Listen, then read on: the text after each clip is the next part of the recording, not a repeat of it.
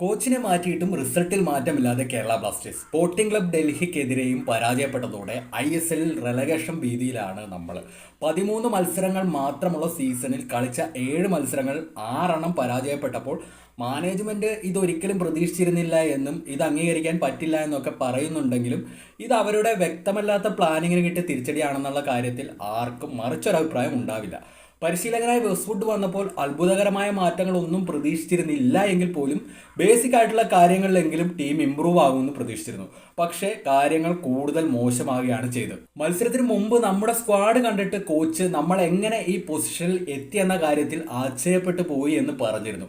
പക്ഷെ കളി കഴിഞ്ഞപ്പോൾ കോച്ചിന് മനസ്സിലായിട്ടുണ്ടാവും എന്തുകൊണ്ടാണ് നമ്മൾ ഈ പൊസിഷനിൽ ഉള്ളതെന്ന്. എനിവേയ്സ്, ഇപ്പോൾ നമ്മൾ ഒഫീഷ്യലി ISLന്റെ ഫസ്റ്റ് ഹാഫ് പൂർത്തിയാക്കി. അവശേഷിക്കുന്നത് 6 മത്സരങ്ങളാണ്. ഇതുവരെ കളിച്ച കളിയാണ് തുടരുന്നതെങ്കിൽ ഒരു പക്ഷേ നമ്മളായിരിക്കും ISL നിന്ന് ആദ്യമായിട്ട് റെലഗേറ്റ് ആകാൻ പോകുന്നത്. അങ്ങനെ സംഭവിക്കാതിരിക്കട്ടെ. പിന്നെ ഒരു അവസാന ഹോപ്പ് ഉള്ളത് 2 വിദേശ താരങ്ങൾ ടീമിലേക്ക് പുതുതായി വരുമെന്നുള്ളതാണ്. കരീം ബെനാരിഫ് ഓൾറെഡി ടീമിനൊപ്പമുണ്ട്. ഒപ്പം ഒരു സ്ട്രൈക്കർ കൂടി എത്തിയേക്കുമെന്നാണ് കേൾക്കുന്നത്. അവർക്ക് എന്തെങ്കിലും ചെയ്യാൻ കഴിഞ്ഞാൽ ഒരു പക്ഷേ നമ്മൾ രക്ഷപ്പെട്ടേക്കും. അപ്പോൾ അത്രയേ ഉള്ളൂ. Okay, by.